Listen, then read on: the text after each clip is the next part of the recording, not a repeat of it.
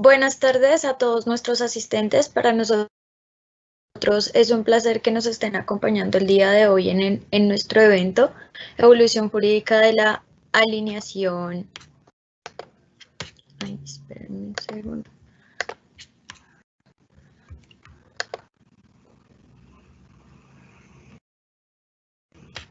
Disculpe.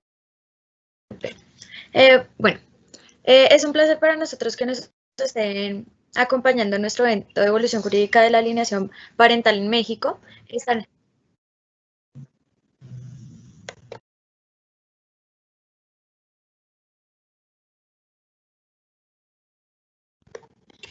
Estaremos con un invitado muy especial. A continuación, pues la profesora Sorani les dará la indicación. Les pedimos, por favor, les dejaré en el chat un enlace para que diligencien la asistencia y también nos acompañen en el resto de eventos que tenemos a lo largo de País Invitado México. Tenemos charlas muy interesantes a lo largo de toda la semana, entonces les dejaré la agenda en el chat para que ustedes puedan asistir a los diferentes eventos que tenemos programados desde las facultades y la ORNI. Entonces doy paso a la profesora Sorani para que ella pues nos presente a nuestro invitado y podamos dar inicio a la charla oficial. Profe Sorani. Muchas gracias, Caterine. Muy buenas tardes para todos nuestros estudiantes, nuestros docentes, a todas las personas que nos acompañan en el día de hoy. Hoy nos enorgullece tener un gran invitado, el doctor José Antonio Soto Sotelo. El doctor José Antonio es coordinador de posgrados de la Universidad Autónoma de Guerrero, es licenciado en Derecho, especialista en Derechos Humanos y Cultura de Paz de la Universidad de La Mancha. Es magíster en Derecho Público, Juicios Orales, Civil y Mercantil de la Universidad Autónoma de Guerrero y es doctor en Derecho por el Instituto Internacional del Estado y del Derecho, obviamente a quien le damos la bienvenida y de antemano agradecerle por aceptar esta invitación. Mi doctor, bienvenido y tiene la palabra.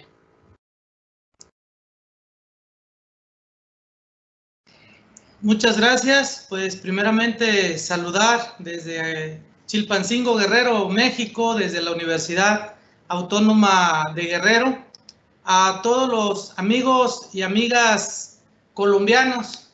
Saludo especialmente a los estudiantes de la Escuela de Derecho del Politécnico Gran Colombiano, a todo el personal directivo, docente de esta gran institución, al rector de ustedes, al doctor Carlos Bernardo Carreño, al decano de la Facultad de Sociedad, Cultura y Creatividad, el doctor Carlos Augusto García López, al director del programa de Derecho, la directora, la doctora Paola Andrea Zuluaga Ortiz, al coordinador de la sede en Medellín, la doctora Marcela Botero Zuluaga, y pues saludar también con mucho aprecio a nuestra querida maestra Sorani Gisette Tejada Flores y agradecerle pues la invitación y que haya hecho posible pues este encuentro, esta charla con todos ustedes. Así también a la compañera Caterine Salas Lozano, que nos ha estado asistiendo para esta charla.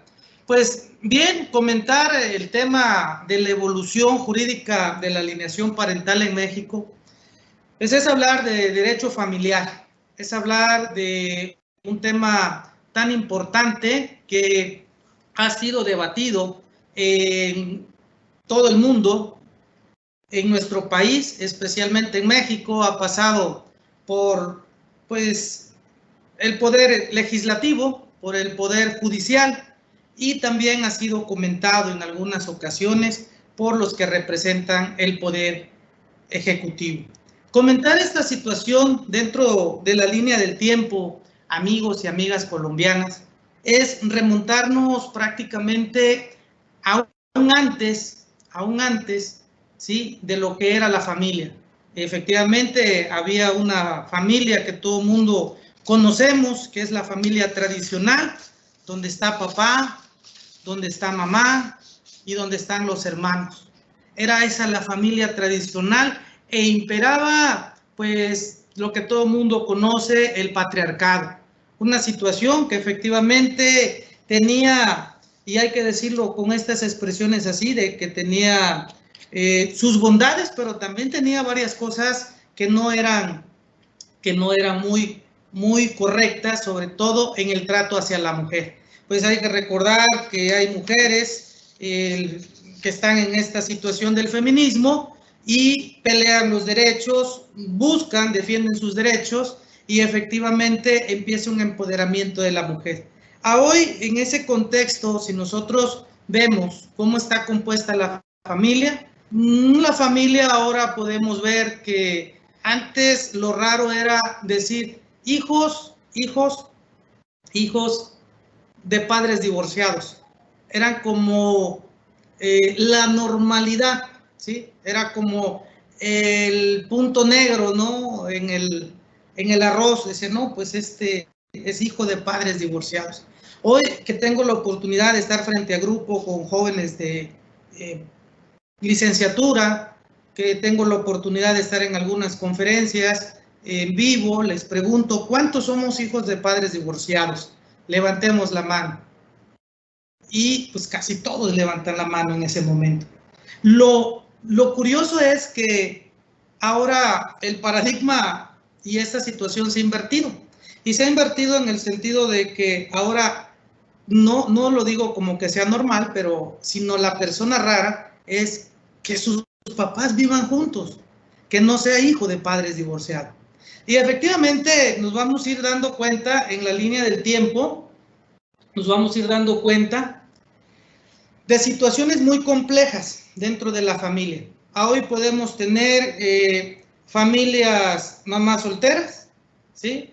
Podemos tener familias papás solteros, podemos tener familias compuestas, tus hijos, mis hijos y nuestros hijos en una sola familia. Aquí yo siempre mencionaba el caso de, en ese momento, Enrique Peña Nieto, que era el presidente de la República, tenía sus hijos, tenía los hijos la primera dama y pues faltaban también que tuvieran sus hijos. Entonces ha cambiado el paradigma en ese sentido.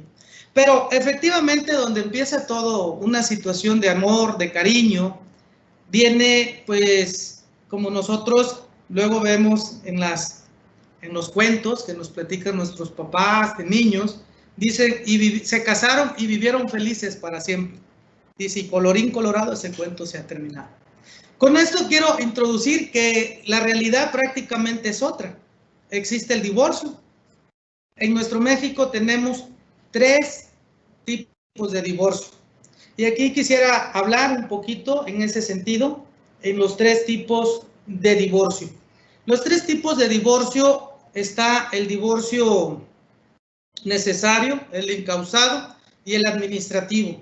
Obviamente que para divorciarse, pues no basta aquí en México, en nuestra legislación, que la simple voluntad de una de las partes. Pero el divorcio viene acompañado de otros juicios, que viene siendo la separación de bienes, la guardia y custodia de los hijos, y es ahí donde entra el tema de la alienación parental. Pero antes de entrarle a las definiciones de lo que es la alienación parental e ir comentando algunas cuestiones con ustedes, permítanme que les hablo dentro de mi investigación que estuve haciendo, que fue parte de mi tesis doctoral sobre la guardia y custodia, cómo eliminar la alienación parental. Debemos darnos cuenta de en nuestro caso de México, nuestra legislación, Código Civil, en nuestra ley de divorcio, de un tipo de divorcio que yo le he denominado el divorcio parental. Y la gente dice, bueno, ¿qué es el divorcio parental? Obviamente eso no está en la ley, esto es una investigación que pude realizar en el sentido de que cuando vienen este tipo de conflictos, ¿sí? Cuando viene este tipo de conflictos, pues resulta ser que empieza el noviazgo, se casan o se juntan, unión libre, y te llevas bien con la suegra, creo yo, pero si no al menos con los cuñados, las cuñadas, con el suegro, con toda la familia. Pero una vez que sales mal, no definamos ahorita el motivo, sino que cuando viene el divorcio, ya no tan solamente, dejas de hablar con tu expareja, sino dejas de hablarle a sus padres, dejas de hablarle a sus hermanos, dejas de hablarles, e inclusive hasta los amigos de tu expareja. Esta es una situación real que podría ser uno entre 1.000.000 que diga, no, nos separamos y mira, seguimos felices. Tiene que pasar un proceso de duelo para que puedan pasar a esa etapa, que a veces algunas personas pueden durar pues un mes, 15 días, no sé, un día, se divorcian o se separan, pueden pasar un año y otros pasan toda la vida viviendo ese duelo y nunca más vuelven a hablar ni con la familia ni con los amigos de la expareja. Ese lo he denominado como un divorcio parental.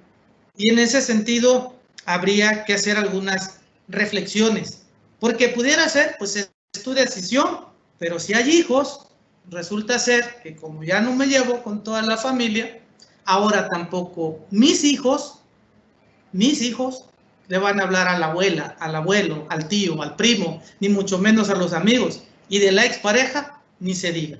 Por eso quiero entrar primeramente con el tema de qué es la alienación parental, o como se le ha llamado por otros estudiosos, interferencia parental, dicotomía parental, la cuestión de poder definir si es un síndrome, qué consecuencias tiene. Actualmente en nuestro país se mantiene la necesidad de continuar con el análisis de este tema, que es la alienación parental, ya que aun cuando el 24 de octubre del 2017 el Tribunal de nuestra Suprema Corte de Justicia de la Nación, por mayoría de 9 votos, determinó validar la constitucionalidad de la figura de alienación parental. Con esto estoy dejando el precedente que se le reconoce, ¿sí? Se le reconoce a este tema. La alienación parental existe, es un problema.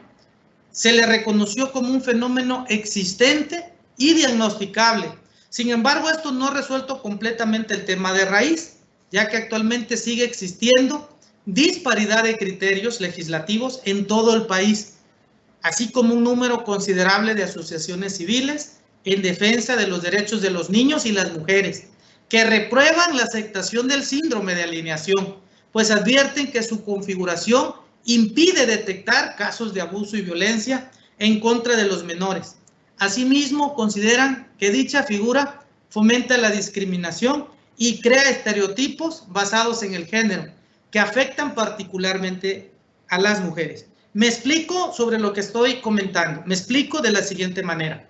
Eso es una versión de lo que el grupo de compañeras feministas han puesto en tela de juicio. Sin embargo, el tema de la alienación, nuestro tribunal dice sí existe. Pongo de ejemplo, lo pueden googlear, ojalá estén ahí en sus computadoras, el caso Mireya. Caso Mireya, lo explico brevemente, llevaban 7 años litigando la guardia y custodia de los hijos. En las versiones que daba la señora, decía que el padre los había violado a sus 2 menores hijas, que las golpeaba, que la golpeaba a ella. El hombre buscaba prácticamente la convivencia, pidió y alució la guardia y custodia. Dijo la señora que solamente muerta iba a poder ver a los hijos. Cuando el juez le determina el cambio de guardia y custodia, le cumple la sentencia que le había dicho. Envenenó a sus hijas y la mujer se suicidó. Sin embargo, le dieron otro giro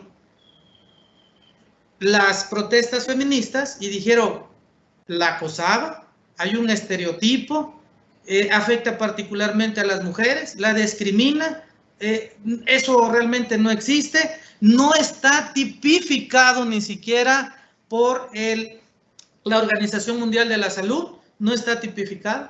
Bueno, total que en un decreto, Marcelo Ebrard, en ese entonces regente de la Ciudad de México, de un solo plumazo, con un decreto, deroga el artículo 366 bis, que hablaba de alienación parental. Pero, sin embargo, en otros países se ha estado agarrando mucha fuerza este tema. Y en otros estados de nuestro país, los congresos locales han legislado en torno a nuestro Código Civil sobre el caso de la alienación parental. La figura existe, pero bueno, voy más adelante y hago reflexiones. Por otra parte, quiero comentar que no puede pasarse por alto que la práctica judicial ha demostrado que la manipulación parental, ¿sí?, se presenta frecuentemente dentro de los juicios del orden familiar, produciendo efectos negativos en la psique del menor, que es el objeto de dicha manipulación, por lo que no es posible pasar por alto dicha situación y es necesario regular este tipo de conductas. Hay estados todavía que no le han entrado al tema de la alienación parental. ¿Existe? Sí. ¿Que se ha ocupado de esta manera como un estereotipo a las mujeres? Habría que probarlo. Como habría que probar cuando son denuncias falsas por el simple hecho. Explico esto de la siguiente manera. Para determinar su regulación es necesario que esta conducta sea aceptada por la comunidad científica como un síndrome o no, pues de no ser así, nada impide que sea considerada todas las legislaciones locales del país como un fenómeno social, el cual requiere ser regulado tal como se establece por nuestra Suprema Corte de Justicia de la Nación al resolver la acción de constitucionalidad, la número 11/2016. En el tenor de establecer un criterio sobre la imposición de medidas y sanciones a todas aquellas personas que lleven a cabo conductas de alienación parental, pues como ya se verá, nuestro máximo tribunal ha declarado inconstitucional que la consecuencia de la alienación parental sea suspensión o pérdida de la patria potestad de los padres sobre el menor. Antes de hacer unos comentarios sobre esa suspensión o pérdida de la patria potestad del padre o madre que tiene la guardia y custodia, fijo postura en mi investigación y digo lo siguiente. Este tema no es de hombres contra mujeres.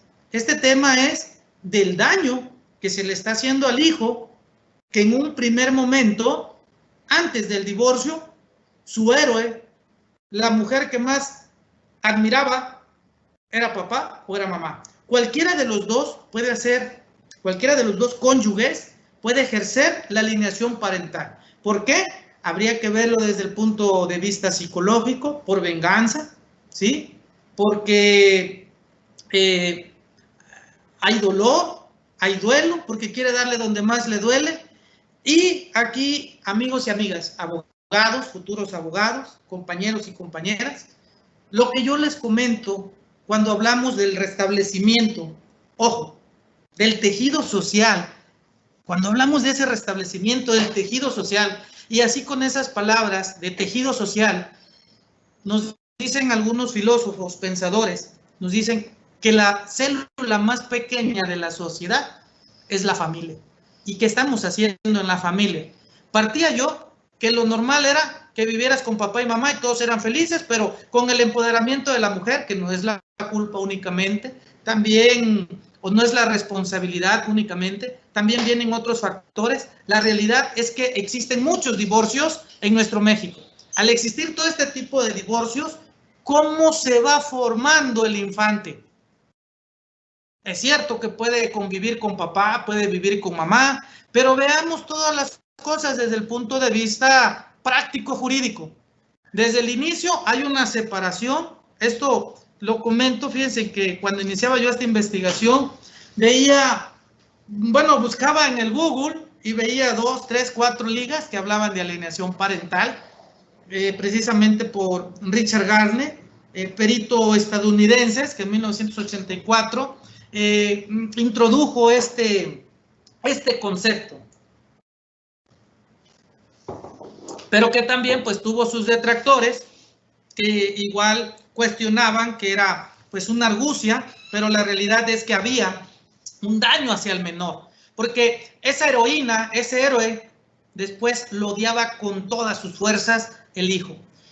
Y habría que ver que de acuerdo con lo expuesto por el psicólogo, otro de los psicólogos, José Manuel Aguilar, en su libro intitulado Síndrome de alienación parental, este primer autor definió este síndrome, decíamos que fue Richard Gardner, en un artículo denominado Tendencias recientes en el divorcio y la litigación por la custodia. De igual forma, en la segunda edición de su libro, El síndrome de alienación parental, definió el concepto y lo definió de la siguiente manera. Dice que es un trastorno que surge principalmente en el contexto de las disputas por la guardia y custodia de los niños. Su primera manifestación es una campaña de difamación contra uno de los padres por partes del hijo.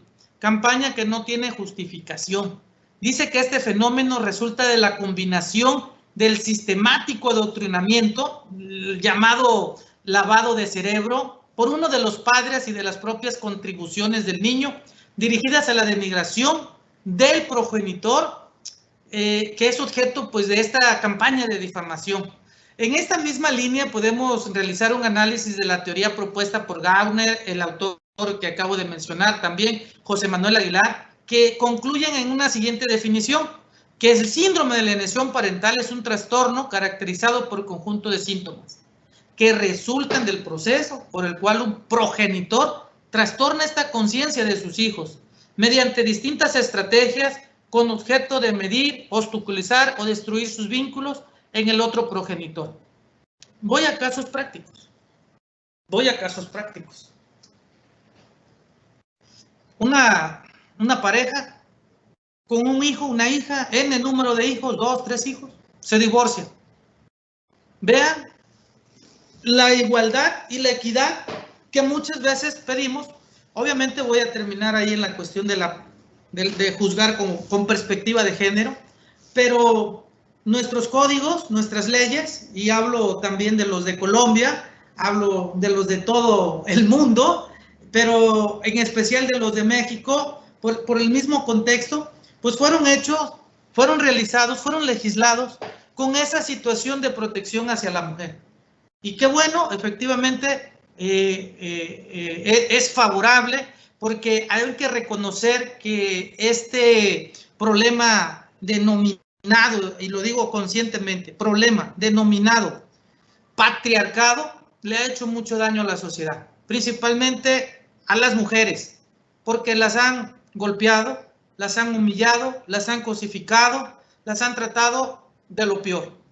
Sin embargo, en las leyes, donde yo estoy ahorita planteando este tema, en las leyes, con este contexto, vuelvo a incidir en eso, con este contexto, la ley del divorcio dice hijos menores de 3 años, de 7 años, quedan a cargo de la mamá.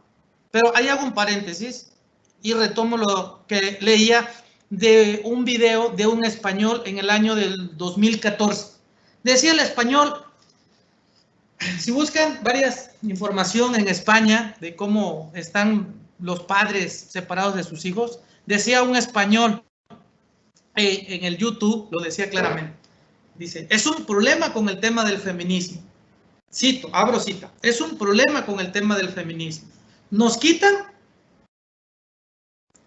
la casa, nos quitan nuestra mitad del salario y nos quitan lo que más amamos, nos quitan a nuestros hijos. Entonces yo me quedé pensando en esas 3 situaciones y me voy a la ley del divorcio, y lo primero que dice que si hay violencia familiar, el juez, una vez que la denuncia, o el juez al tener conocimiento, lo primero como medida precautoria es decirle al hombre, retírese usted del domicilio conyugal. Ah, pero como la mujer tiene los hijos, demanda en automático la guardia y custodia, ¿sí? Y entonces demanda también la pensión alimenticia. Al demandar la pensión alimenticia, también en México, decía yo, bueno, no nomás pasa con España, yo creo que ahorita ojalá pueda escuchar algunas opiniones de ustedes, también en Colombia, el 50% de la pensión alimenticia. Y como tienen abogados, caray, no encuentro ahorita la palabra así de botapronto, cómo llamarlos, pero encuentran abogados que, igual, abogados litigantes que se justifican y dicen, es que ella o él lo pidió. Dicen, quiero, y esa es una frase que ustedes a lo mejor espero nunca la escuchen de su pareja o de sus familias, pero que a lo mejor de sus clientes sí, dicen, quiero que ese o esa persona agréguele en todos los calificativos despectivos, estamos hablando de la expareja, no quiero que vea a sus hijos. Muy sencillo, denunciémoslo por violencia familiar. Y entonces hay una restricción de por años. Hay una restricción que te van achicanando y que puedes llegar hasta que el hijo tenga 18 años, se case, desista, inclusive la persona que está buscando la convivencia, y efectivamente se termine esa relación paterno-filial. Y se termine en el sentido de la convivencia. Pues por la sangre jamás dejará de ser su hijo. Pongo ejemplos muy concretos sobre esta situación. Cuando yo hacía esta investigación, iba a algunos eventos de conferencista, me saludaban algunos compañeros y me decían, ¿qué valor tienes en exponer este tema? Yo me divorcié y tengo más de 20 años sin ver a mis hijas o ver a mis hijos. Hay mujeres también que le han aplicado el tema de la alineación parental, le han aplicado esta dicotomía, esta interferencia parental. Vámonos a ejemplos concretos. Puede uno argumentar, pero un buen abogado te consigue la convivencia. Y sí consigues la convivencia. Y cuando vas por el pequeño, cuando vas por la pequeña, cuando vas por tus hijos, es que el niño tiene tarea. Es que el niño o la niña tiene un evento. Es que se enfermó. Y pasan fechas, días importantes, y está la alineación parental en todo su esplendor. Pues bien, ¿a dónde quiero llegar con esta situación? La psicóloga Asunción Tejedor Huerta abunda también sobre este tema y resalta un elemento fundamental, la acción consciente del progenitor alineador de manipular y colocar a los hijos en un estado hostil en contra del progenitor alienado, por lo que se deduce que al no contar con la intención no podría hablarse de una conducta de alienación parental, lo que hace aún más complicado determinar si un menor sufrió de alienación parental por parte de alguno de sus padres, pues tendría que probarse pues la intención de manipularlo. Pero por otra parte, quiero citar al autor Iñaki Bolaños, el evaluador de síntomas propuesto por Richard Gardner para detectar la alienación parental, y concluyó en lo siguiente. Dice que los siguientes síntomas primarios aparecen junto con los niños afectados por el SAP. Primero, una campaña de denigración. El niño está obsesionado con odiar a uno de los progenitores. Esta denigración a menudo tiene la cualidad de una especie de letanía. El segundo, son débiles y absurdas o frívolas las justificaciones para el desprecio. El niño puede plantear argumentos irracionales y a menudo ridículos para no querer estar cerca de su papá. Es decir, niño de 3 años, ejemplos ahí concretos que yo he podido también tener a la mano, investigar. Niño de 3 años, ¿por qué no quieres estar con tu mamá? Porque el chocolate me hace daño. Pero es que mamá compra chocolate y yo no quiero estar con mi mamá. También el niño que presenta en estos síntomas una ausencia de ambivalencia. ¿Qué quiero decir? Que todas las relaciones humanas, incluidas las paternas filiales, tiene algún grado de ambivalencia. Es decir, que en este caso los niños no muestran sentimientos encontrados. Todo es bueno en un padre y todo es malo en otro. ¿Qué quiere decir esto? Caray, aquí hay un tema también que habría que retomar antes de seguir avanzando. El tema que quiero retomar es sobre los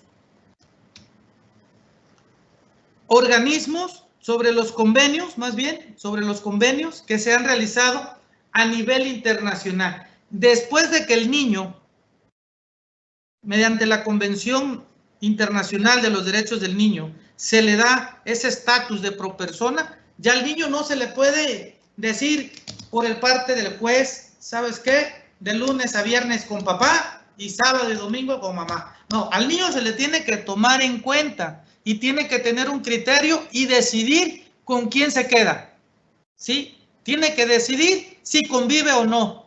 Y entonces, como después del año 2000, que empezaron a aplicar todo este tipo de situación, empezó a recrudecerse más la situación de la alienación parental. Porque pues anteriormente ibas ante el juez, te divorciabas, te hacían la sentencia y te decían prácticamente de las dos casas que tienen, una para la mujer y otra para el hombre, tienen 2 niños, tú los ves sábado y domingo, tú los ves los fines de semana y se acabó. Y pensión alimenticia, quien tiene los niños, 30, 40, 25% haciendo sus estudios. Pero donde quiero hacer hincapié es que al niño se le cosificaba, pero hoy el niño puede decidir, y como puede decidir, pues como está el tema de la alineación, el niño dice cosas, palabras absurdas. Es decir, que es un fenómeno del pensador independiente. Muchos niños o niñas, obviamente, afirman orgullosamente que su decisión de rechazar a uno de sus progenitores es completamente suya. Niegan cualquier tipo de influencia por parte del padre aceptado. ¿Qué más hay en estas cuestiones de síntomas primarios? Hay un apoyo reflexivo hacia el progenitor alienante en el conflicto parental. Habitualmente los niños aceptan incondicionalmente la validez de las alegaciones del padre aceptado contra el odiado, incluso cuando se les ofrece evidencia de que aquel miente. Otro de los síntomas es la ausencia de culpa hacia la crueldad y explotación del progenitor alienado. Muestran total indiferencia por los sentimientos del padre odiado. Es decir, que el padre puede estar diciéndole en una reunión familiar ante el juzgado familiar, hijo o hija, te quiero mucho, te extraño. Yo no, salen los hijos, yo no te quiero. Le preguntan al niño o la niña, oye, ¿tu papá quiere convivir contigo? ¿Qué respuesta tienes a esto? Este señor, yo no quiero convivir con él. Ha llegado este tema de la alienación parental tan fuerte que hasta los mismos hijos o hijas pueden tener en ese lavado de cerebro recuerdos implantados que dicen, es que este señor o esta señora me violaba. Tienen presencia de argumentos prestados. La calidad de los argumentos parece ensayada. A menudo usan palabras o frases que no forman parte del lenguaje de los niños. Hay una extensión de la animadversión de la familia extensa y red social del progenitor alienado. El niño rechaza personas que previamente suponían para él fuente de gratificaciones psicológicas. Y para poder dejar las cosas en claro, porque no nos podemos quedar en una sola tendencia. Ha habido en conferencias que me han preguntado, ¿usted cree que un padre o una madre no pueda golpear a sus hijos, humillarlos o violarlos? Yo digo que sí. Yo digo que sí, hay padres que hacen esas aberraciones, pero lo que debe tener la inteligencia, el juzgador, es en ver cuando se hacen las falsas denuncias, que están a la vista, que el mismo abogado construye. Por eso ustedes, amigos y amigas, que se están formando como abogados, velemos por el interés superior del niño. Velemos que si queremos tener un restablecimiento de tejido social, para tener personas íntegras, personas bien formadas, deben de convivir con papá y mamá. Y fíjense cómo está de complejo esta situación. El que busques a tu hijo, pongámonos en la parte de un padre alienado, no de un padre alienador, pongamos en la parte de un padre alienado. El que busques a tus hijos, el que convivas con ellos, el que el hijo se forme con los dos padres, papá y mamá, le da una mejor formación en su vida personal, profesional. Todavía no conozco yo a una persona profesionista o una persona de éxito, una persona alegre en la vida, que me diga cómo odio a mi madre, pero he triunfado en la vida. No la conozco, ojalá nunca me la presenten, creo que no hay de esas personas. No conozco a alguien que diga, no, pues si yo he triunfado mucho en la vida, soy feliz, pero el que más odio es a mi padre. No lo he escuchado. Normalmente, las personas con éxito, las personas formadas, que son felices, tienen esas dos partes complementarias y tienen siempre el agradecimiento a estas dos grandes personas, a papá y a mamá.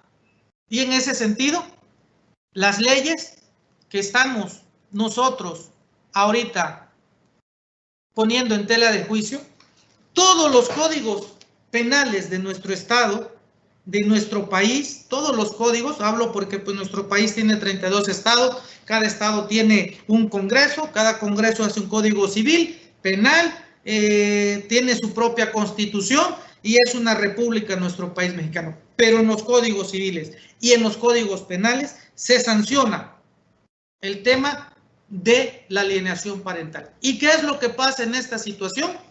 ¿Qué es lo que pasa en esta situación? Que caemos en un error garrafal técnico, en el cual un hijo que está viviendo el divorcio de papá y de mamá, y pongo ejemplo, se queda con mamá, mamá hace alienación parental, se le comprueba y el juez dice, ahora te vas con tu papá. Pónganse en el lugar del niño de cambiar de paradigma en el decir, ahora del que yo más hablaba, del que yo más odiaba, ahora voy a convivir con él. Creo yo, bueno, más adelantito iré aterrizando algunas conclusiones y propuestas para ir cerrando. Quiero comentar lo siguiente, las características de los sujetos en la alienación parental. En este proceso de desarrollo de la alienación parental hay 3 sujetos partícipes que quiero ubicar desde este momento, pero el problema va mucho más allá. Uno es el progenitor, el hijo, y el otro es el progenitor, padre o madre alienado. Por ello, las características que se presentan en estos momentos, que quiero comentar las características de cada uno, en lo individual, pero generan una misma consecuencia. Hablo del progenitor, del padre o madre alienador. Nos dice José Luis Oropeza Ortiz, que es docente de la Universidad Nacional Autónoma de México, al citar a Richard Gardner en su artículo Síndrome de alienación parental, que estos protagonistas en lo relacionado de los participantes en la alienación parental se refiere a algunos comportamientos que se han encontrado en progenitores que están induciendo el síndrome de alienación parental en sus hijos. 1. Impiden el contacto telefónico. Suelen organizar diferentes actividades con los hijos durante el periodo que el otro progenitor debe ejercer su derecho de visita. Presentan a su nuevo cónyuge, a los hijos, como su nueva madre o su nuevo padre. Interceptan el correo y los paquetes enviados a los hijos. Desvalorizan e insultan al otro progenitor delante de los hijos. No informan al otro progenitor sobre actividades que realizan los hijos, deporte, teatro. ¿Cómo le va a informar si ni siquiera se lleva, ni le quiere hablar? No ha podido superar el duelo. Hay una mala comunicación, hay un dolor, hay un problema ahí. ¿Cómo le va a estar hablando de los hijos? Hablan de manera descortés del nuevo cónyuge del otro progenitor. Impiden al otro progenitor ejercer su derecho de visita. Se olvidan de avisar al otro progenitor de citas importantes del niño con dentistas, médicos, psicólogos. No, ahí no hay papá, ahí no hay mamá. Cuando tienen la guardia y custodia, un cónyuge no existe. Ellos hacen todo, hay una carga, ¿no?, de trabajo automatizada. Implican en su entorno, es decir, su madre, su nuevo cónyuge, abuelos, un lavado de cerebro de los hijos. ¿Qué quiere decir? Que el alienador encuentra aliados.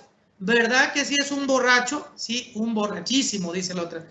La ex suegra o el ex suegro o la ex cuñada. ¿Verdad que era hasta maricón era? De las mujeres, el hombre que puede decir, ¿verdad que era una desobligada? ¿Verdad que nunca le daba de comer? Y empiezan a hacerle el lavado de cerebro, la alienación parental. Toman decisiones importantes sobre los hijos sin consultar al otro progenitor. Cómo llevarlo a hacer una operación, cómo ver qué religión va a ejercer, la elección de la escuela, etc. Cambian, fíjense bien hasta dónde llega el pensamiento del alienador. Cambian o lo intentan, ¿sí?, que cambiar los nombres o apellidos para que pierdan el del progenitor alienado. Ya no te vas a apellidar Gutiérrez, ahora te vas a apellidar como mi papá, pero le quitan el apellido, ¿no?, o como mamá. Bueno, impiden al otro progenitor el acceso a expedientes escolares, médicos de los hijos. Pueden irse de vacaciones. Fíjense bien, este sí está cañón, porque ustedes lo podrán ver ahí. Todo el mundo conocemos a alguien que se ha divorciado, se está divorciando y tiene hijos. Pero fíjense, en este sí está crítico. Bueno, todos, pero fíjense, pueden irse de vacaciones sin los hijos y dejarles a otra persona, aunque el otro progenitor esté deseoso y dispuesto para ocuparse de ellos. Parece de risa. Imagínate, estás casado con María. María, quiero llevar a mis hijos a la playa. Quiero llevarlos a divertirse, quiero que ellos disfruten. Ahora que tú te vas, déjamelos, tú te vas a ir de vacaciones. No, pues María o Pedro, hombre o mujer, como sea, le puede decir, no, es que van a estar ocupados, se va y se los deja a otra persona. Otro de los puntos, cuentan a los hijos que la ropa que el otro progenitor les ha comprado es fea y le prohíben usarla. Y así pudiéramos seguir haciendo una lista enorme de grandes argucias. Presentar falsas denuncias de abuso físico y sexual en los tribunales para separar los niños del otro progenitor. Bueno, ese ya lo había comentado hace un momento. Pueden incluso cambiar de domicilio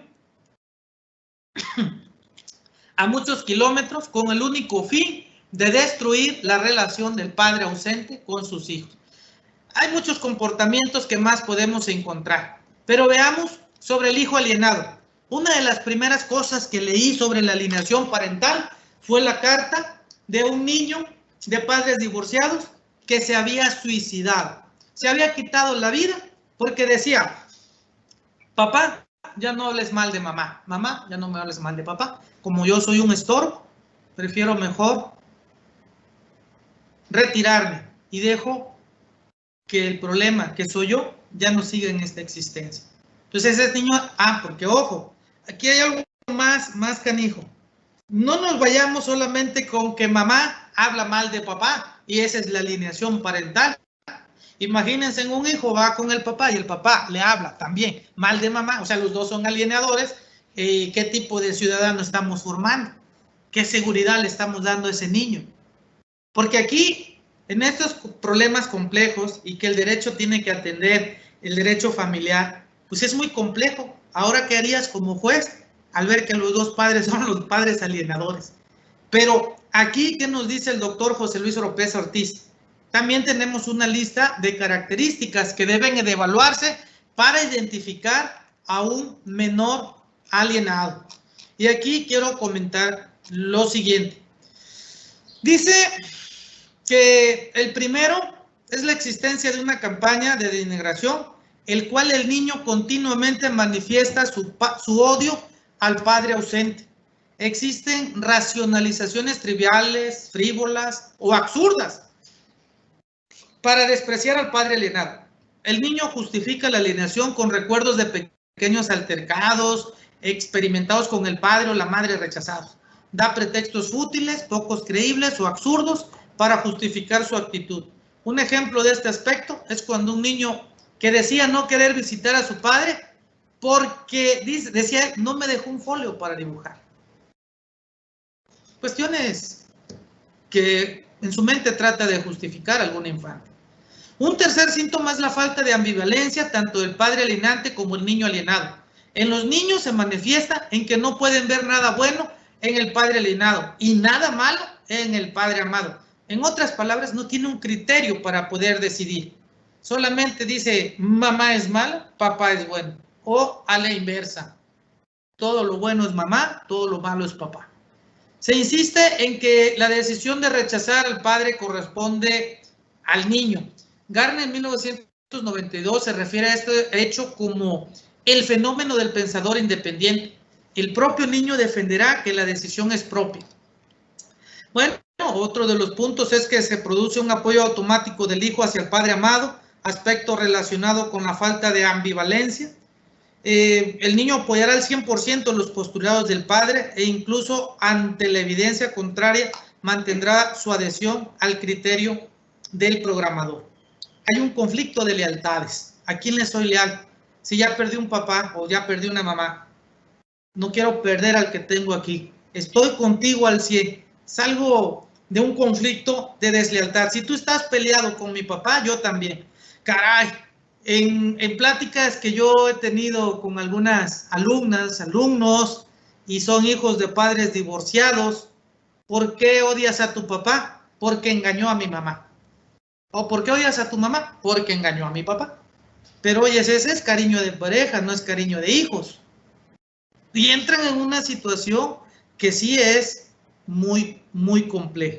Por lo tanto, dice que existe una completa ausencia de culpa hacia los sentimientos del padre rechazado. No existe gratitud por sus regalos, favores o apoyos. ¿Qué te podrá dar un regalo? No, que le va a agradecer el hijo. Nada. Al contrario, le estorba el BMW que le acaba de regalar. Bueno, eso es como una broma. Porque fíjense que aquí quiero entrar a una situación también, que estamos hablando del tema de alineación parental y de que se está peleando la guardia y custodia y la convivencia con los hijos, y que entonces el Poder Judicial, ¿qué hace con los padres que no atienden a los hijos? Es más difícil encontrar problemas por querer convivir con ellos que por no convivir. Y por no convivir, ¿quién te está obligando a que convivas? Y luego, si no hay los recursos económicos, eso me lo decía uno de mis sinodales, si no hay recursos económicos, y es que habría que ver que la alineación parental no tiene distingo de pobres a ricos, pero hay una situación muy compleja que entre los más pobres, pues el pleito no es por quién convive con ellos, no, que yo quiero, no, quédatelos tú. O sea, es una situación en la que habría que adecuarnos, en que existe este problema, pero habría que identificarlo. No es una regla que tenga que ser en lo general para todos los tipos de clases sociales o de divorcio. Pues el menor alienado, por último, aparece una extensión del odio hacia la familia del padre rechazado. Fíjense bien, o sea, ya no tan solo no quiere ver a la mamá o al papá, tampoco quiere ver a la abuela, ni al abuelo, ni al tío, ni a nadie, ni a los amigos del padre rechazado. Como un virus, el síndrome de alienación parental puede extenderse y contaminar a todos los miembros de la familia del progenitor odiado. Pues bien, algo sobre también que habría que comentar ya para ir cerrando aquí el tema, sobre el comportamiento clásico de un progenitor alienado. ¿Qué es lo que podemos decir? El padre alienado ha recibido menos atención y es peor comprendido por todos los autores. Richard Gardner lo muestra como pasivo. Otros autores lo consideran responsable del abandono, fíjense, e infidelidad debido a su negligencia. Es decir, falló. Me acuerdo de algunas parábolas, pero bueno, habrá tiempo de comentarlas. El padre alienado está confuso y se siente culpable. La mayoría se reconoce como víctima. Está muy frustrado por su impotencia ante la manipulación y haga lo que haga, no puede vencer. Si lucha, es un acosador y si se retira, es un negligente. La actitud más frecuente del padre alienado es el silencio, pensando que ellos no van a repetir el mismo error del programador. Debe entenderse que es importante para el niño conocer la realidad para poder superar la programación. Creer que el niño va a llegar solo a una conclusión independiente es completamente ingenuo. Es decir, que estamos ahora con la camiseta de un padre alienado y pensamos y decimos, pero ya mi hijo o mi hija cuando crezca se dará cuenta de las cosas. Ahorita todo tiene 3 años. Son cuestiones ingenuas en ese sentido. Respecto al padre alienado, forma parte de estos 3 elementos que habíamos comentado que constituye la alineación. No se ha dicho mucho en las investigaciones, casi no se encuentra mucha información de ellos, pero el comportamiento de ellos puede influir, aumentar la actitud hostil del menor. Si lo buscas, porque lo buscas, y si te alejas, porque te alejas. Es complejo esta situación. Voy concluyendo. En nuestro país tenemos los centros de convivencia familiar. En los centros de convivencia familiar están adscritos al Poder Judicial. En ellos se puede ver la situación de las convivencias y entonces habría que acudir a ellos para el tema de tener justicia terapéutica. Pues, en fin, ya una vez conversado esto, quisiera dar algunas propuestas. La primera sería que en estos casos, porque la cuestión de género pues está en todo el mundo, en nuestro país obviamente, juzgar con perspectiva de género. Ya no podríamos, como lo marca la ley, dar todo el lado a la mujer. Aquí nosotros teníamos en nuestro Código Civil que por el simple hecho de que la mujer te demandaba, tenía la credibilidad. Hoy, con la perspectiva de género, pues hay que analizar y hacerlo con perspectiva de género. El segundo punto es que exista la guardia y custodia compartida.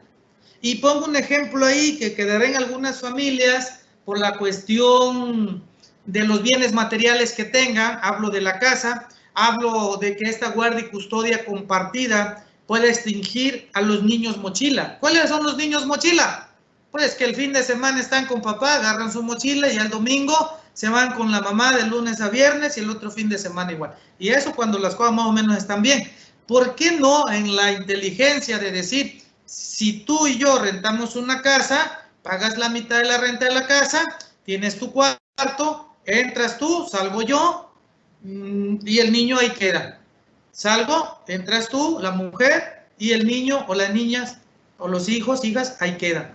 Entonces, el poder ponderar esa situación tendría que tenerlo el juez para poder dictar una sentencia en consecuencia, porque así estaríamos evitando los niños mochila.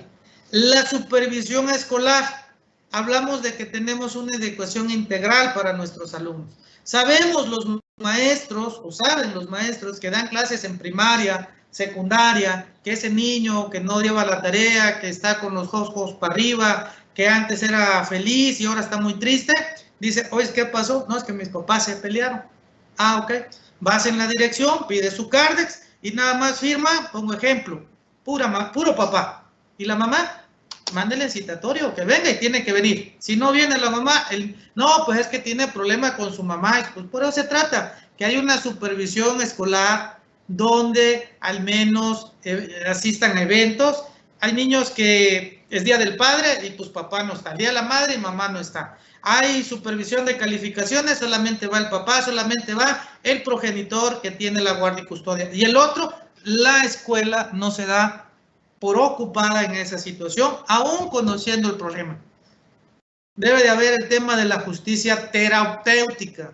Así como hay pláticas, sesiones para contraer matrimonios, debería de haber pláticas, sesiones psicológicas predivorcio. Que en esta justicia terapéutica, que aquí en nuestro país las paga el Estado, y si no van no pasa nada más que una llamada de atención o sanción, que le pudieran decir, a ver, a los dos, alienador, alienado, o lo detectan así de alguna manera, la mamá que ejerció violencia familiar o el papá que ejerció violencia familiar, vas a acudir ante el psicólogo, pero ¿sabes qué? Esto es para restablecer la armonía familiar. Y en esta justicia terapéutica, pues debe de haber una metodología para atender la alineación parental, pero ahí hago un acotamiento. Que las sesiones las pague el usuario y no el Estado. ¿Por qué el usuario? Porque pues el usuario si no va no pasa nada y vuélveme a programar para dentro de 6 meses y vuélveme a programar. Te podrán programar las veces que seas, pero habría que pagarlas. Habría que ver que esta situación debes ingresar, permanecer y egresar restablecido mentalmente para que puedas convivir con hijos, hijas, inclusive hasta con la propia pareja o la expareja, corrijo, con la expareja. Debe de haber supervisión de la convivencia, que se da en los centros de convivencia familiar, y el incremento de financiamiento también a los centros de convivencia familiar. Es decir, más psicólogo, más personal calificado para que el tejido de la sociedad llamado familia pueda volver a esa armonía. No podemos tener un mundo de paz mientras tengamos una familia desintegrada y en pleito, y mientras los hijos odien a uno de sus progenitores. Apelo y concluyo que busquemos la armonía en la familia y el amor principalmente a los seres que hemos tenido como pilares en nuestra formación, a papá y a mamá, que problemas independientes de ellos los arreglarán ellos, sus diferencias. Y uno como hijo, a pesar de que ya seamos adultos y hayamos sido formados con alineación parental, debamos entender que tenemos esa gran misión de dar el ejemplo a nuestros hijos, amando a papá y a mamá, y que podemos también pedir y exigir el respeto de nuestros hijos hacia el otro progenitor y no todo lo contrario. Esto es para poder tener un mundo de convivencia, una familia mucho mejor. Pues muchas gracias, maestra Sorani, muchas gracias a todos, quedo atento a sus preguntas y estoy atento para responder. Muchas gracias, mi doctor José. Maravillosa conferencia. Por aquí tengo dos preguntitas que me hicieron dos estudiantes. Uno me pregunta, pues de pronto en las últimas, de pronto dio respuesta, pero igual la hago porque de pronto se siente enojado mi estudiante. Uno dice que desde el punto de vista del derecho, usted como experto, que si usted ve posible tratar de tipificar esa alienación parental como un delito, es decir, como un delito autónomo, independiente. Y el otro me preguntaba que si bien, digamos, los aspectos que usted hablaba respecto a lo psicológico y demás, que como experto que recomendaba, qué acciones recomienda para tratar de evitar desde el punto de vista del derecho que se den ese síndrome o esas conductas de la alienación parental. Esa es la que tengo por el momento, que me han enviado por el interno. Bien, la segunda no la escuché bien. ¿Qué acciones? La primera sí me quedó clara, ¿no? Sobre la posible legislación de la alienación parental como delito. Pero la segunda, ¿me la puede repetir? Sí, claro que sí, maestro. La segunda, nos preguntaban era qué acciones desde el punto de vista jurídico se pueden tomar en aras de evitar, ¿cierto?, esas conductas de la alienación parental. Entonces nos dice qué recomendaciones da como experto desde el punto de vista jurídico que se puedan implementar en aras de evitar esa conducta. Bien, pues en la primera hacía yo la crítica de que ya se ha legislado, inclusive hay un exhorto del Senado de la República donde dijo a todos los congresos locales, legislen sobre el interés superior del niño, legislen, y lo dijo con sus letras, sobre alienación parental. Pero los legisladores, caray, somos o son de alguna manera que si algo no está penado no debe de, pues no es delito, ¿no? Pues no está penado, no es delito, pero tenemos de los 32 estados ya cerca de 19 legislaciones que la han tipificado como delito. Pero el problema y el planteamiento es ese, que te pones a pelear, a litigar la alienación parental. Y digo problema porque aquí en algún momento que se llevó al Tribunal de la Suprema Corte de Justicia, ya en una tercera instancia, la controversia constitucional del interés superior del niño y de ver esta cuestión de alienación parental, el argumento que se utilizó es que no estaba reconocido por la Organización Mundial de la Salud, pero ya se aprobó en Ginebra, en la última asamblea de la Organización Mundial de la Salud, y va a salir en el catálogo de SM-5 sobre que la alienación parental es una enfermedad. Pero el tema sobre los legisladores ha sido que queremos apagar la lumbre con gasolina y dices, alienación parental, niño, ¿cómo se ve el niño, el infante? Que ahora le van a cambiar la guardia y custodia con el progenitor que ha odiado.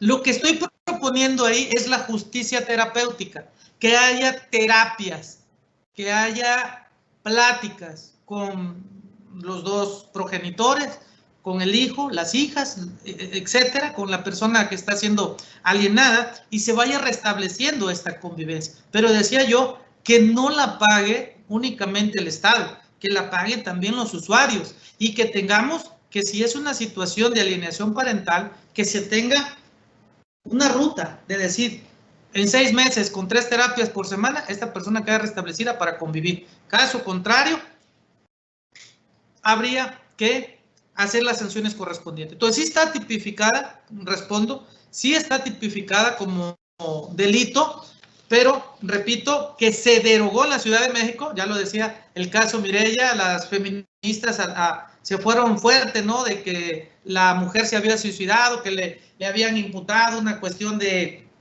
estereotipo de género, que la habían acosado, que ella no había ejercido la alienación parental, pero la realidad es que cumplió lo que le había sentenciado a su expareja. Antes muerta que ver a mis hijos. pero también se llevó tristemente la vida de sus 2 menores. Y que efectivamente es una cuestión hasta cierto punto, caray, quiero decirlo, cultural. Si las personas que se están separando se dieran cuenta del gran daño que le están haciendo a los hijos, creo yo, porque los expones a las drogas, los expones a que tengan los mismos vicios y conductas, los expones a la cuestión depresiva, los expones a tantas cosas en esta situación que si se dieran cuenta, no lo harían. Está una situación canija sobre el postdivorcio, durante el divorcio.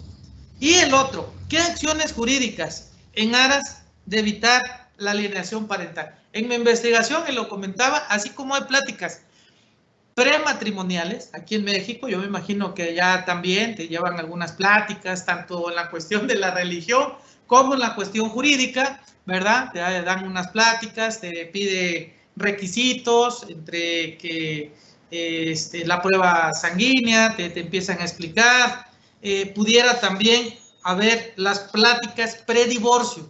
En las pláticas predivorcio, pues habría que ver que el divorcio va de la mano con otros tipos de litigios, separación de bienes, guardia y custodia, y que la guardia y custodia realmente, ¿qué es lo que peleamos? Pues la convivencia con los hijos, que se puede armonizar, que se puede tener de alguna manera la convivencia de los dos con sus hijos. Entonces, lo que propongo ahí, dentro de las acciones jurídicas, en áreas de evitar la alienación parental, que se hagan las campañas publicitarias, como muchas ya se están haciendo en las redes de internet, que se hagan las campañas publicitarias, que se hagan las pláticas pre-divorcio y se le explique y sean conscientes del gran daño que se le hace a los hijos con esta situación. ¿Es cuánto, maestra Sorani? Muchas gracias, doctor. Por aquí me llegó otra. Sí, adelante. Me empiezan a inquietar. Me preguntan preguntan por acá en el chat mío, que si ha existido o existe algún caso en México, ¿cierto? A nivel de jurisprudencia, en que que el juez se ha encontrado en que ambas partes ejercían alienación la una respecto a la otra. Es decir, tanto la mamá como el papá ejercían esas conductas, que si hay antecedentes legales o no hay, o cómo ha sido la forma en que ha fallado el juez. Sí hay antecedentes y lo que hace el juez de lo familiar dejar en un DIF, aquí le llaman el desarrollo integral para la familia, los albergues juveniles, pues ven que no puede estar con papá, el conflicto es muy fuerte, no puede estar con mamá y el niño pues está confundido, se da cuenta el juez y puede decidir. Ahora, un caso así como concreto y podértelo citar, pues se conoce como Vox Populi, ¿no? Como Vox Populi, quienes hemos andado ahí litigando, quienes hemos haciendo la investigación y además cosas que no quedan a lo mejor ciertamente como una jurisprudencia, pero basta hablar con el papá que se está divorciando, basta hablar con la mamá y a veces no se miden en los comentarios delante de los hijos. Pero sí hay casos, vuelvo a repetir, en que el juez ha decidido en lo familiar a ninguno de los dos a terapias. Y en algunos de los casos, pues ha quedado y ha decidido el juez dejarlo con la abuela, dejarlo con el abuelo, el tío o algún familiar. Y en el último de los casos, decía yo, en los mentados albergues juveniles. El tema es el interés superior de la niñez, proteger a nuestra infancia. Si protegemos a nuestros niños, si los formamos bien, si los ayudamos, caray, otro mundo estamos construyendo. Claro que sí, gracias, maestro. Por aquí me llegó ya la ultimita porque de pronto nuestro invitado está ocupado, estaba separado en su agenda una horita. La última que acaba de llegar y pregunta a un estudiante que si en su criterio personal y profesional ¿cree que el feminismo hace más grande esa brecha a la hora de los divorcios o que es al contrario? Pues aquí el tema, a mí, caray, me ha costado un poquito, primero porque pues también vengo formado de una cultura patriarcal, me ha costado, he tenido que aprender el tema de las nuevas masculinidades. He tenido que aprender que en mi casa yo no ayudo a que esté limpia. Es mi casa y la tengo que limpiar. Que yo no ayudo a mi esposa a cuidar a mis hijas o a mi hijo. Que ejerzo mi paternidad. Es que hay que cambiar también el chip. Hay que cambiarlo. Y la cuestión del feminismo, pues hay un feminismo que yo, todos mis respetos, todo mi cariño, toda mi alianza, de que busquemos la igualdad entre hombres y mujeres. Pero ese feminismo que ataca a los hombres, que inclusive no hemos hecho nada y ya me están diciendo que soy un violador por el simple hecho de ser un hombre, que soy un acosador, que soy un golpeador, que soy un violento, como que si la violencia tuviera que ver con el género masculino. Eso es en lo que yo ahí diría, agranda la brecha, porque ahí lo que estamos haciendo es, quítate tú violento para ponerme yo violenta. Y que efectivamente yo lo he dicho ahí, y me lo han hecho ver también, porque digo yo, es que la violencia no tiene género, pero lo que sí he tenido que reconocer, que hay una violencia, y sigue una violencia estructural de los hombres hacia las mujeres. Sí es cierto, les he dicho, hoy tienen leyes, hoy tienen igualdad, pero muchas mujeres no la ejercen, aún siendo profesionistas. Pero cuidado cuando esa mujer ejerce sus derechos, te quita los hijos, la mitad de la, bueno, ni la mitad de la casa, toda la casa, y te quita la pensión alimenticia y quiere verte en la calle. Y las leyes están hechas así. A lo que yo apelo es a la igualdad. En ese feminismo que sí tiene que ver con la igualdad, pues vamos cerrando brechas. Yo pongo de ejemplo aquí los compañeros que somos de Latinoamérica, pero pongo de ejemplo esta situación que seguramente ustedes en Colombia lo han visto en películas. ¿A poco no han visto en películas cuando llega el padrastro o el papá? Llega el papá, toca la puerta. Vengo por mis hijos, y sale la otra pareja. Dice, hola, fulano, ¿cómo estás? Bien, que te vaya bien, aquí están. Aquí, ¿cuándo demonios vas a ver que vaya el papá y vea al padrastro en la casa, aunque ya lleven 10 años de divorciados? Ahí se agarran a golpes. No es la regla, puede haber que sí, pero hay una situación de violencia. De la mujer no se diga, pon el mismo ejemplo. La mujer llega y si ve al hombre que está con la otra mujer, o sea, hay un conflicto. No tenemos la madurez de decir, pues éramos pareja, ya no somos, mira, está bien, mis respetos. Tipo Estados Unidos. No hay mayor problema. Yo he visto en esas películas, bueno, y además he convivido con personas que, pues hasta en Navidad, ¿qué pasó? Feliz Navidad. Mis hijos, aquí están, pásale, mira, ahí está con su padrastro o mi pareja actual. Ah, sí, se conviven, se felicitan, agarran, se van, todos felices. Yo creo que eso puede funcionar más a seguir ejerciendo violencia. Entonces, sobre el feminismo, estoy completamente de acuerdo y soy un aliado de la igualdad, de la equidad, del respeto hacia las mujeres. Pero no puedo ser un aliado en que siga la discriminación, y la hay ahora con los hombres. Si ustedes buscan en el Facebook, pues normalmente los que son golpeados con el tema de la alienación parental, que no es exclusivo de la mujer hacia el hombre, pero son más los hombres los golpeados. Pero también hay hombres que saben hacer este tipo de artimañas, de cosas sucias, que denuncian a la mujer por violencia familiar.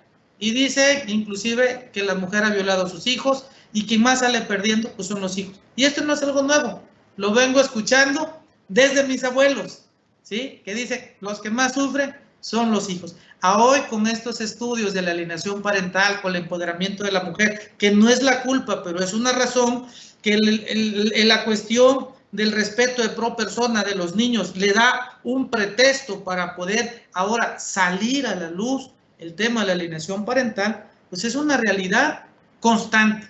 En los juicios de derecho familiar, los niños son llamados y son cuestionados.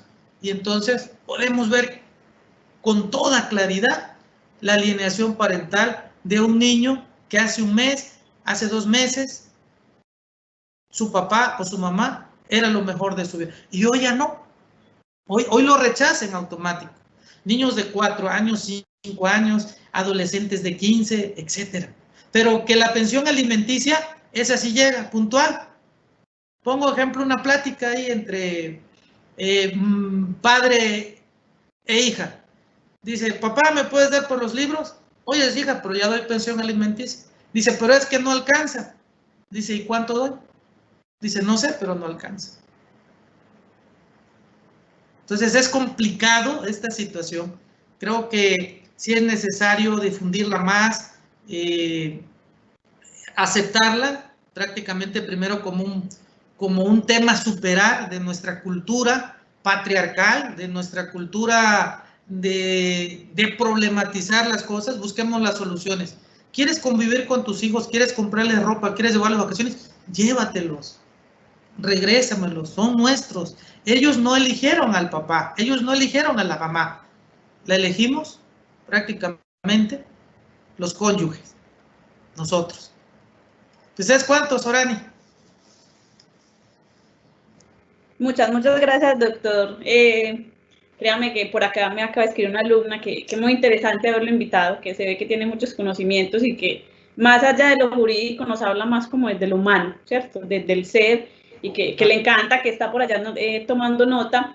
De hecho, mi estimado maestro, pues en Colombia la verdad la terminología de la alienación parental es más bien, no ha sido muy estudiada. Es un término que para muchos estudiantes que estuvieron presentes, profe, es la primera vez que escuchaba de esto y sí, entonces era hablando con ellos por interno y por eso cuando usted ponía ejemplos yo sonreía porque en realidad, como usted lo dice, en países latinoamericanos nos pasa eso, o sea, no tenemos ese respeto, esa libertad hacia el otro, ¿cierto?